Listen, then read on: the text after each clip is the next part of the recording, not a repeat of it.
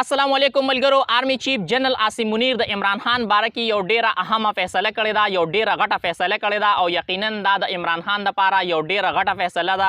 هغه فیصله څه ده دا په دې ویډیو کې تاسو ته وایم. بل اړخ عمران خان ټول گیم بدل کو، څنګه د الیکشن لاره همواره شوه، څنګه موجوده حکومت چې کومه منصوبه بندي جوړه کړې وه هغه منصوبه بندي مکمل ناکامه شوه. حکومت چې دی هغه مشکلاتو سره مخ دی او هغوی په دې باندې مجبور دي چې الیکشن وکړي. آی ایم ایف وب چې عمران خان سره کم ملاقات کړی دی د هغې چې کوم اندروني تفصیلات دي هغه مخې ته راغلي دي، کم شرایط مخې ته ایښودي دي. عمران خان له څه یقین دهاني ورکړې ده دا ټولې خبرې په دې نوې ویډیو کې تاسو سره ډسکس کوم. خو د هغې نه مخکې تاسو ټولو ملګرو ته دا ریکویسټ دی چې دا ویډیو مخکې ملګرو سره ضرور شیر کړئ او تاسو خپل قیمتي رای هم ما سره په کمنټ کې ضرور شریکه کړئ. لاول راځو چې آرمی چیف جنرل آسیم منیر د عمران خان حوالې سره څه فیصله کړې ده. دا یو ډیره غټه فیصله ده او دا د عمران خان لپاره یو ډیره ښه فیصله ده. اوس ذرایع دا خبر ورکوي چې عمران خان کومه مقدمه ده هغه به فوجي عدالتونو کې نه کیږي او دا فیصله شوې ده. یو څو ورځې مخکې هم دا خبر ما تاسو له درکړو چې سینیر صحافي محمد مالک هم دا ویلي دي چې د عمران خان کومه مقدمه ده هغه په فوجي عدالتونو کې نه کیږي، بلکې د هغه چې کوم مقدمات دي هغه به په دهشتګردي چې کوم عدالتونه دي هغې کې چلیږي. بل اړخ ته د خواتینو او 18 سال نه چې کومو کسانو عمرونه کم دي د هغوی چې کومه مقدمه ده نه دا فیصله مخکې نه شوې ده. دا ښه کنفرم ده چې د هغوی کوم مقدمه ده نه هغه به په فوجي عدالتونو کې نه چلیږي. په هغوی ته به وکیل کولو اجازت وي او په هفته کې به یو ورځ خپل خاندان سره هم میلاویږي. نو یقینا ګورو چې دا څه فیصله کیږي. ذرایع خو دا خبر ورکوي او چې کوم صحافیان دي هغوی هم دا وایي چې د عمران خان مقدمه چې ده نه هغه به په فوجي عدالتونو کې نه کیږي او آرمی چیف دې حوالې سره واضحه دا خبره کړې ده. خو ګورو چې راتلونکي ټیم کې څه کیږي. دا خبره ما تاسو ته وکړه چې یاره څنګه د الیکشن لاره همواره شوه، عمران خان ټول گیم بدل کو او آی ایم ایف سره چې د هغه کوم ملاقات شوی دی د هغې چې کوم اندروني کهاني ده هغه څه مخې ته راغلې ده، هغې کوم شرایط مخې ته راغلي دي، حکومت څنګه الیکشن کولو باندې مجبوره کیږي، بعد هغوی چې کومه منصوبه بندي ده هغه به څنګه ناکامه کیږي.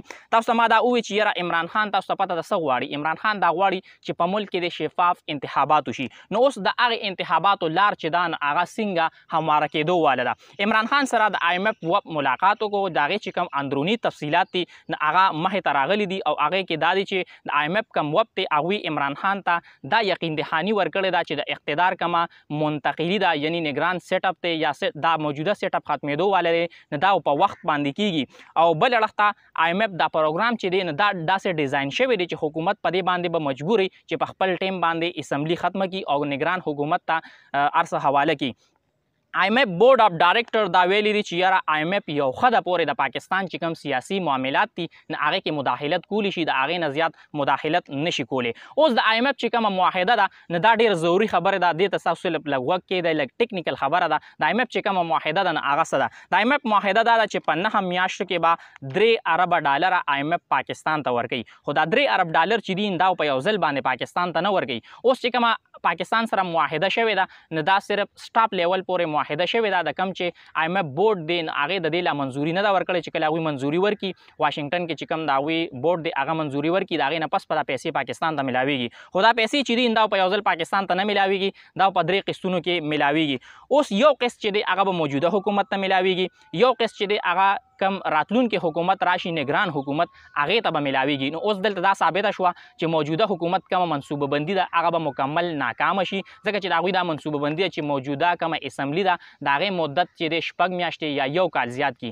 نو اوس یو قسم له خو دا منصوبه بندي ناکامه شوه، ځکه چې که چېرې دوی نگران حکومت له سیټ اپ هغوی ته نه حواله کوي نو دویم قسط چې دی پاکستان ته به نه میلاویږي، ځکه چې دویم قسط په نگران حکومت ته میلاویږي. اوس دریم قسط چې دی نو هغه به راتلونکي حکومت ته میلاویږي. نو اوس که چېرې هغوی نگران حکومت چې دی هغې له طول ورکوي، هغې کې مطلب هغه 6 میاشتو لپاره ساتي یا یو کال لپاره، نو دلته دا منصوبه بندي هم ناکامه شوه، ځکه چې آی ایم ایف په چې کوم دریم قرض دی نو هغه به چا له ورکوي، هغه به راتلونکي حکومت له ورکوي.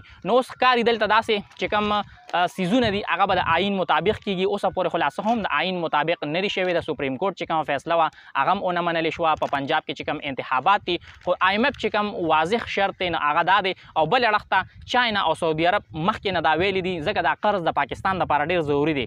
چاینا او سعودي عرب مخکې نه دا ویلي کوم دوست ممالک دي چې آی ایم ایف پاکستان ته قرضه ورکړي نو بیا به دا ممالک چې دي نو هم پاکستان ته قرضه ورکوي. نو لحاظه دا قرض چې دی د پاکستان دپاره ډېر ضروري دی او که دا قرض پاکستان ته میلاو نه شو نو بیا الله دې نه کړي د پاکستان د دیوالیا کولو چانس چې دی نو هغه به زیات وي. خو ګورو چې راتلونکي ټیم کې څه کېږي. ټول اپډیټس په دې پیج باندې زه تاسو سره شریکوم. دا ویډیو مخکې ملګرو سره ضرور شیر کړئ او تاسو خپل قیمتي رائے هم ما سره په کمنټ کې ضرور شریک کړئ. د الله په امان.